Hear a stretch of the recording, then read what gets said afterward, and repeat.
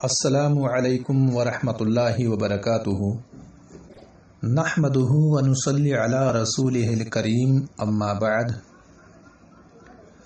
اعوذ باللہ من الشیطان الرجیم بسم اللہ الرحمن الرحیم رأیت ثلاثۃ اقمار سقطن فی حجرتی فوصفت رؤیای علی ابی بکر صدیق۔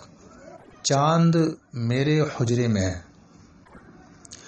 موطا امام مالک میں یحییٰ بن سعید سے روایت ہے کہ حضرت عائشہ رضی اللہ تعالی عنہا نے ارشاد فرمایا، رأیت ثلاثۃ اقمار سقطن فی حجرتی فوصفت رؤیای علی ابی بکر صدیق۔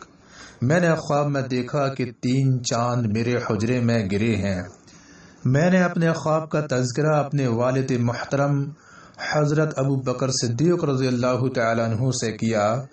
طبقات ابن سعد کی روایت میں ہے کہ ابو بکر صدیق رضی اللہ تعالی عنہ نے پوچھا، تم نے اس خواب کی تعبیر کیا کی؟ تو عائشہ رضی اللہ تعالی عنہ نے عرض کیا، علتها ولدا من رسول اللہ صلی اللہ علیہ وسلم، میں نے اپنے طور پر یہ تعبیر کی ہے کہ میرے ہاں رسول اللہ صلی اللہ علیہ وسلم سے اولاد پیدا ہوگی۔ یہ سن کر حضرت ابو بکر صدیق رضی اللہ تعالی عنہ خاموش رہے۔ پھر جب رسول اکرم صلی اللہ علیہ وسلم کا انتقال ہو گیا اور آپ حضرت عائشہ صدیقہ رضی اللہ تعالی عنہ کے حجرے میں دفن کیے گئے تو حضرت ابو بکر صدیق رضی اللہ تعالی عنہ نے خواب کی تعبیر کے طور پر فرمایا، ھذا احد اقمارکی وہو خیرھا، تمہارے ایک چاند یہ ہیں اور بقیہ دونوں چاندوں سے بہتر ہیں۔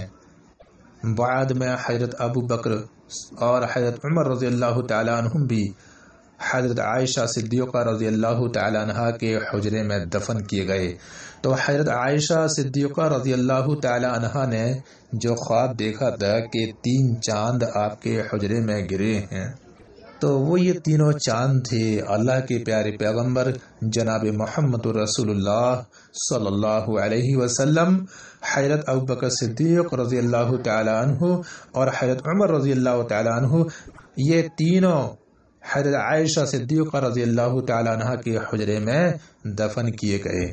والسلام علیکم ورحمۃ اللہ وبرکاتہ۔